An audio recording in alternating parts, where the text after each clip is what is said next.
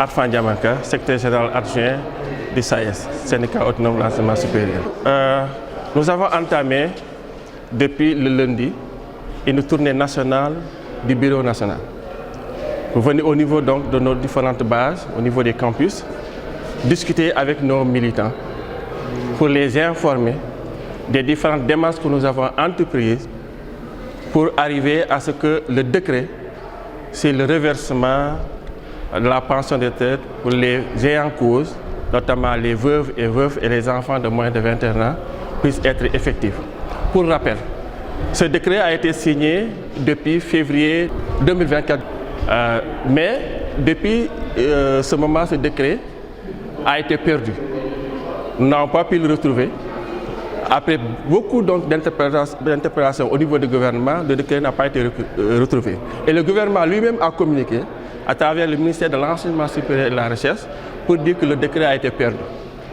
Alors, nous avons repris donc les discussions pour réintroduire ce décret-là pour qu'il soit signé et que la réversion soit effective. Parce que nous avons une loi qui dit que 50% des 85% de notre pension de retraite doit être reversée aux ayants cause. Mais cela n'est pas effectif jusqu'à présent. Et c'est pour cela que nous avons donc demandé à ce que le gouvernement puisse retrouver le décret et que ça soit matérialisé, ce qu'on peine à avoir. Les dernières discussions montrent qu'aujourd'hui, le gouvernement n'est pas dans les prédispositions de le faire. Et c'est pour cela que nous avons dit que nous allons retourner à la base pour discuter avec nos militants, les sensibiliser, les mobiliser pour aller au combat. Parce qu'aujourd'hui, ce qui prévaut, c'est que pour nous, il n'est pas question que le gouvernement revienne sur nos acquis. Nos acquis, c'est que nous avons une loi qui nous permet d'avoir 85% de notre pension de retraite à la retraite.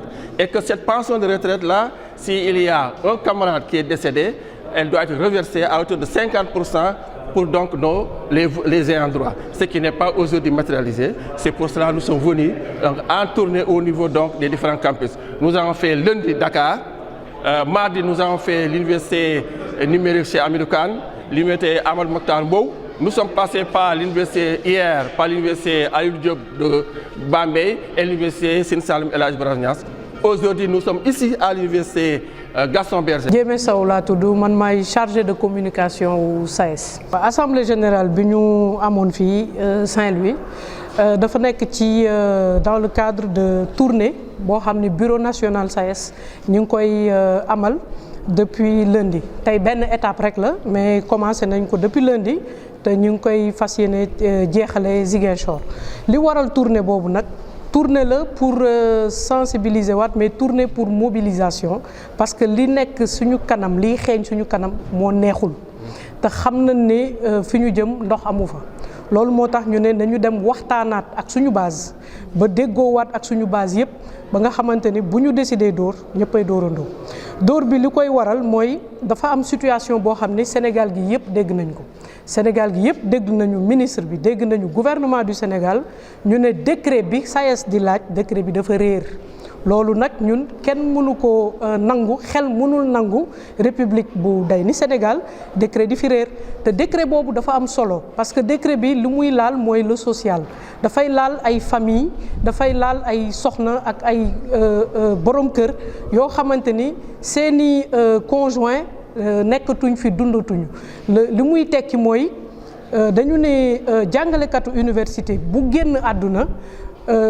genn wàllu li mu doon fayeeku mën a dem ci ñi mu fi bàyyi dem bàyyi fi njitin yi ak njirim wala bàyyoo yi mu fi bàyyi léegi loolu nag moom moo nekkul te ñun dañu gis ni ci ñun képp ku ci génn àdduna njaboot gi nga fi bàyyi dañuy sonn loolu nag la ñu wax ni du yoon te gouvernement bi fi jógee d'accordoon na ci ba signé ko ñii ñëw ñu ne dafa réer loolu rek la ñuy laaj. décret bi fu mu réeree ku ngeen xalaat signé wala signé.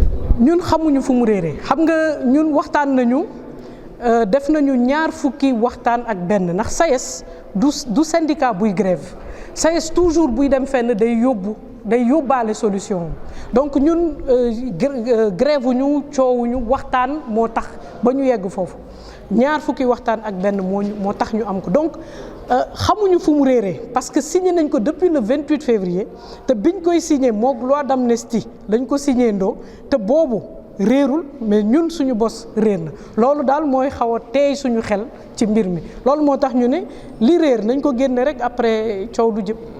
Voilà, merci.